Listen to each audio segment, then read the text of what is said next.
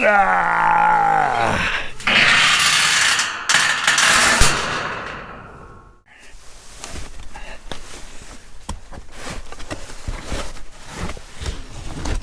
Driving through barbed wire and poof, chopping off their heads.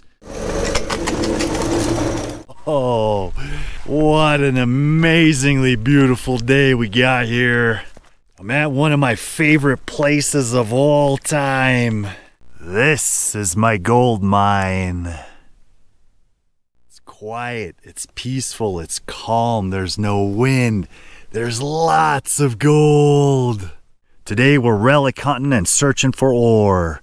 It's been extremely productive. 7 to 22 ounces per ton have been produced on multiple occasions, on multiple levels, all the way back to the late 1800s.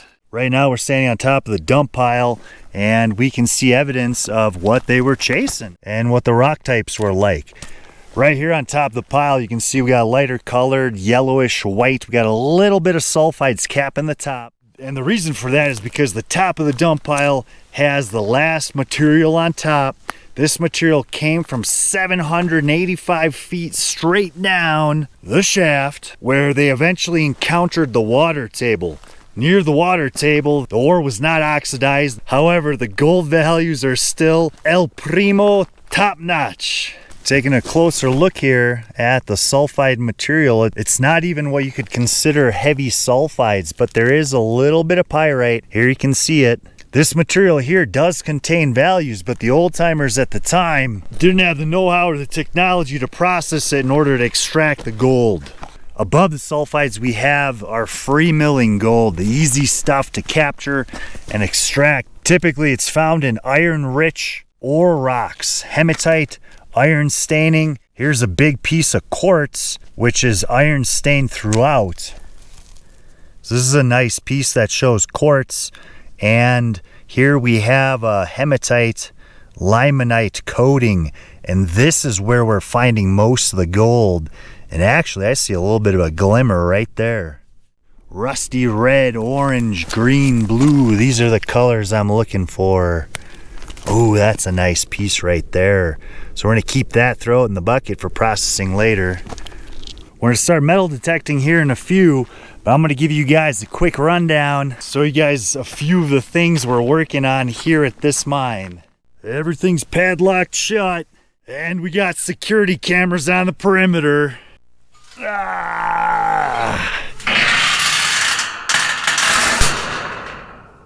Listen to that.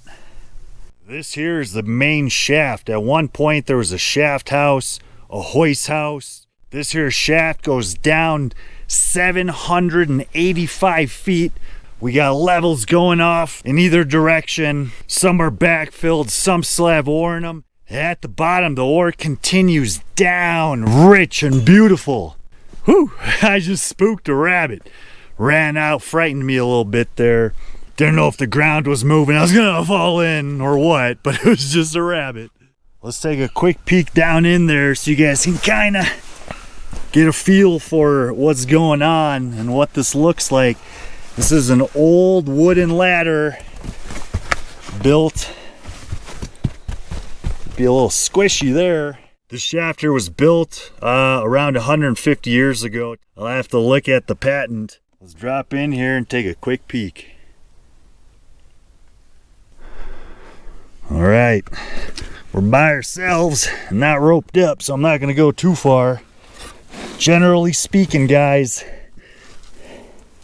ooh, the roof. So I definitely need to invest some time and energy to rebuild the top of the shaft. We had tremendous rains last year, and this top part, the wood rotted away, and this whole pile, this pile of earth and dirt here, boom, fell straight down. Generally speaking, mines are dangerous. Do not go in them if you don't know what you're doing, if you don't know the risks, and or if you don't have permission.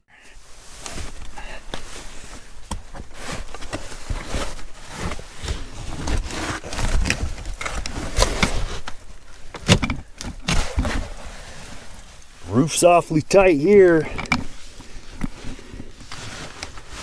You can see that support is starting to fail. I really need to rip this out and redo it. I need some serious investment and manpower to make this happen. Wow. Okay. We can see most of the way down there. It goes down about 70 feet to where we have a landing. The roof here of the shaft collar is rotting out and collapsing where the elements are getting to it. And beyond this point, you know, about 15 feet down, the roof is solid again. So this top part needs to all be ripped out, replaced, so that we can access this shaft safely. This side is what we call the manway. Miners can go up and down the ladder to the workings. And this side over here, there's one track you can see down in the bottom. It's all mangled. This is where the ore cars would come up and bring the ore to the surface. Oh, shit! Well, that sucks. I just took off my sunglasses. I just took off my sunglasses so I could see down here, and they just tumbled down to the bottom. Shoot. We might have to take a trip down there sooner than I'd expected. Whew. Fortunately, I had my backup shades in my truck. I'm not dumb enough to go down there without a rope and by myself. We're gonna have to cruise down there another day when I got some miner help. This is one of the next spots I want to rappel down into. I gotta get careful getting too close to the edge here.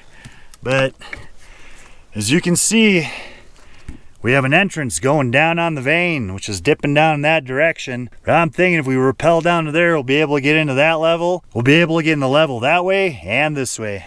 All kinds of projects I'm working on. Of course, sunglasses aren't one of them today. As the ore would come up out of the shaft, they had track coming out here, and they'd wheel the ore all the way over here to the ore sorting bin, which was sitting right here. One of these days I'm gonna restore this here ore sorting bin. We're gonna pull everything out. We got the bottom chute still in place. We'll be able to reuse.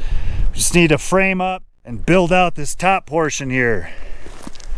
But as the ore came down this way, we can frequently find better ore around these chutes. A miner would stand here, hand sort rocks, waste, high grade, low grade. Down the chute it would go. From the underside, down the chute it would go. And it would get loaded into carts right here.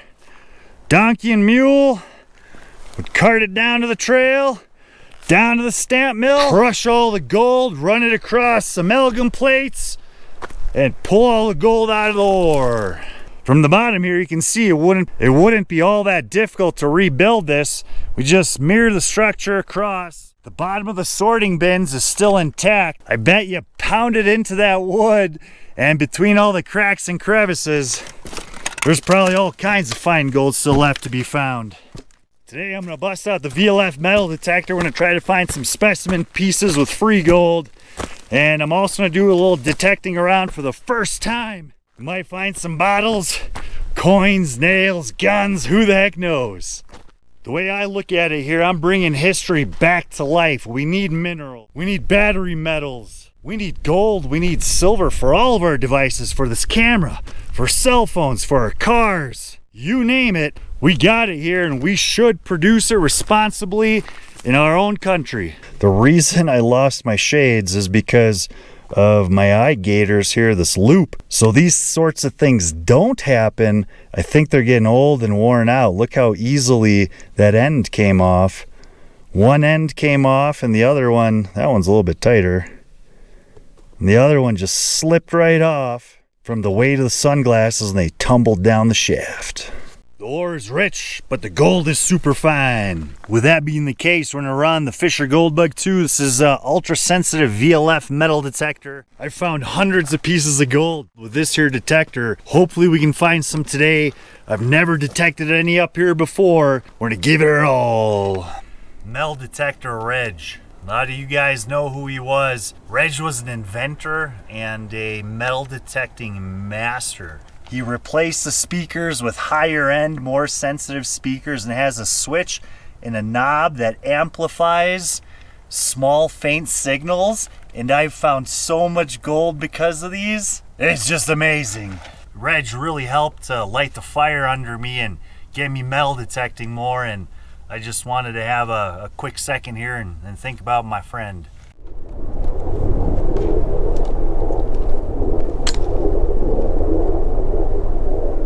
Woo-wee, look at that. We don't see much of that here. We got a green quartz rock. This is the kind of stuff that we see very little of because it hides all the gold. I just eyeballed that on the surface. Here's another piece.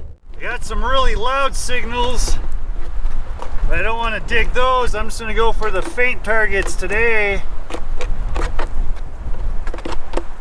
Finding all kinds of really nice looking ore right on the surface. Look at this little sandwich of quartz with hematite in the middle. I just eyeballed picked this one up. That's what I do, throw them bucket, we'll crush it, pan it later. Okay guys, I took my headphones off. Hopefully you guys can hear this. Hear that? It's a small target. It's not here, but it's right there. So that's how you pinpoint with these. Forward, back, go across. Whatever it is right there. Sharp, crisp, zip, zip. Sounds right. I mean, this could be a tiny piece of tin, it could be gold, it could be lead, could be blasting cap. Sounds right, let's dig it. So I want to make sure. So this area, there's no targets. So I'm going to pull the dirt in that direction. And I moved it. So now the target's right here. Now that I know I moved the target, we can put dirt in the scoop and check it over the coil. I got it on the first shot. We'll do this together here. Ooh, I gotta. Not there.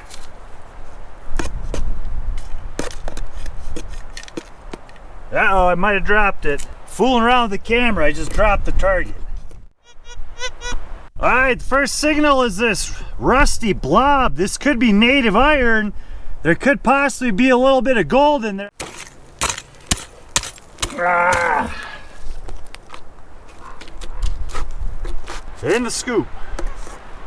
What the heck? Ah, it's a little bit of green. That means it's a shard of copper from a blasting cap. Got a big old bolt. Ooh, look at that sandwich. We got a nice little vein pinched in there. See that right there in the middle? That's the stuff right there. And it looks like it goes all the way around. You can see it over here again. Listen to this. But that super loud signal is this tiny, tiny little piece of rusted wire. Well, we got our first rock that's sounding off. This one right here, we got some black mineral growing. On the backside, we got some hematite on quartz. And I think I see a little gold glimmer right down in this little pocket right there. Whew. Well, we just dug about 30 targets, a bunch of nails, some rusty, and we even got a couple chunks of what look like ore. One of them, there might be a speck of gold on it. We're gonna crush and pan those here in a minute. I just looked down and picked up this piece of ore right here. Crystalline quartz. With some limonite hematite vugs, and from my experience up here, this is definitely the best stuff. These little pockets tend to be loaded with gold. While we're over on this side of the mine, I'm going to show you guys something really cool here. Right here, this is where the old stamp mill sat. This is the top platform where they loaded ore into the mill. There's multiple crushing points. We have an old concrete foundation here. I imagine that was a stamp. Down there we got some more concrete, another stamp, and then they ran it across tables down that way. This is kind of neat. There's an old truck frame up here. I found some other of these in the area, and it looks like someone stripped it. This could have been an old vehicle, but a lot of times they took these old frames, they used the transmission from the vehicle to operate a drum spool to hoist rocks up and down, whatever. So the ore was loaded up here, and they probably sorted it to some degree here. The spill could be ore. And down this way, we get our first evidence of foundations. That looks like a drill steel. Look at that. That looks like a broken drill steel from the mine, and they used it for some kind of anchoring. It feels like it's hitting rock. Some timbers down here, and there's a concrete platform right down here. Look at that.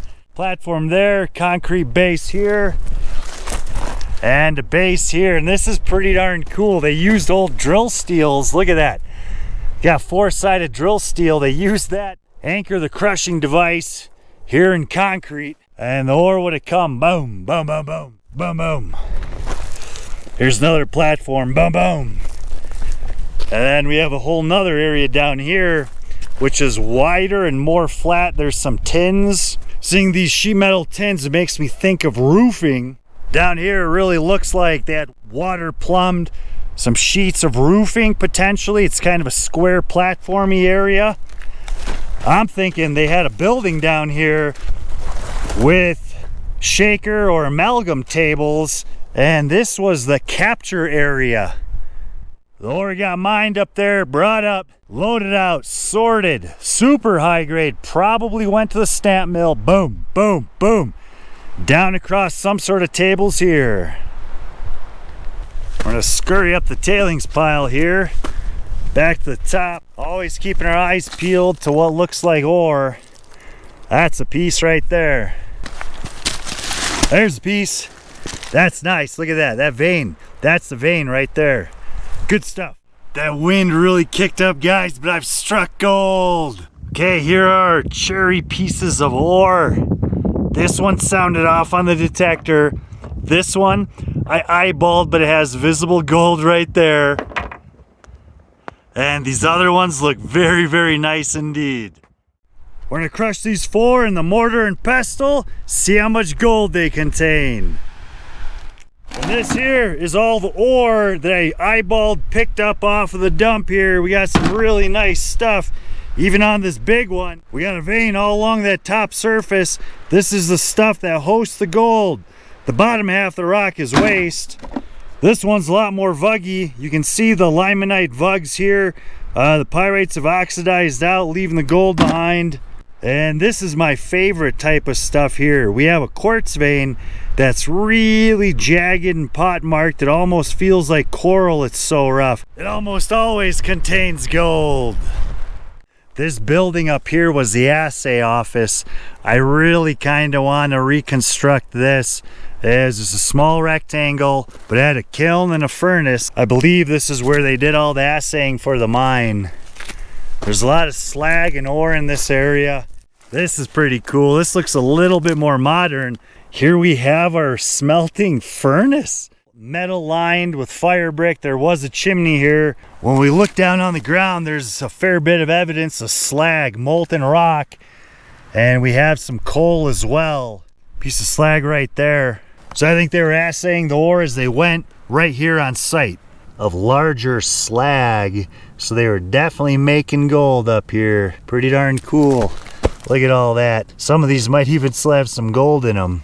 Right next to the pile, we got a chunk of ore. Look at that. We got these thin iron veinlets. We got quartz, and the good looking quartz right on top.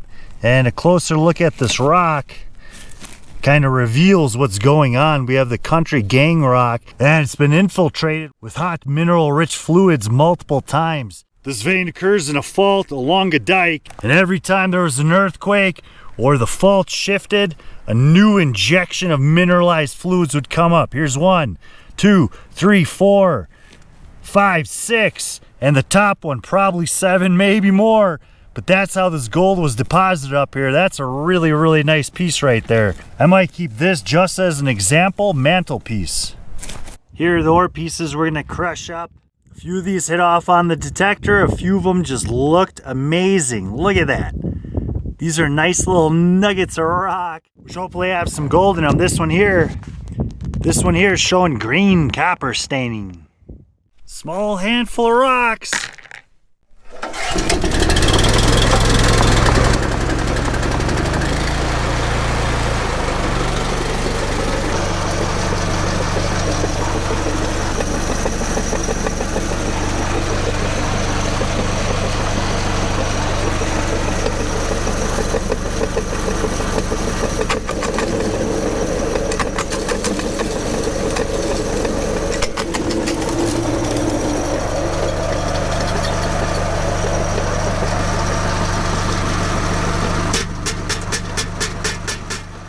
That's the material we ended up with. We're gonna add some water, pan it and see if we got any gold. Add some fresh water, get that water clean, and then we're gonna pan it and see. I think we'll do one more. Add a little jet dry. We got a weird sun angle, so I'm gonna try to do this so you guys can see. We definitely got some black heavies. There's pyrite showing up. Ooh, there's a little bit of gold already right there. We got some green showing. Okay, I'm doing this kind of backwards. What the heck was that? There might be a big old pyrite right there. Lots of pyrite. Whoa, there's some gold. There's some gold. Oh my gosh, look at this. What the heck is that? That's an actual little crystalline nugget. That might be one too. Oh my gosh. Look at that right there. Right here. And we got a whole bunch of fine gold here. Oh yeah, baby. Now that is awesome. All that up there is gold. I'm gonna zoom in. We got a line of pyrite down here, and we have some gold flakes creeping down as well. Here down on the bottom, we got that line of pyrite. Couple nice flakes over there. And look at this line of gold. We got some chunkies. I bet you those two little chunky bits were in two different rocks probably. And I detected those. I heard that on the Fisher Gold Bug too. They look to be right around a grain in size. We got a whole bunch of hard rock fine gold as well. Nice, that's a fantastic result. I'm really happy with that. 5 little pieces of rock. We pulled out about $25, $30 worth of gold. If you guys want to see a bigger haul from a neighboring mine that we dig out, crush up, smelt, and pour into a bar, check out this video right here.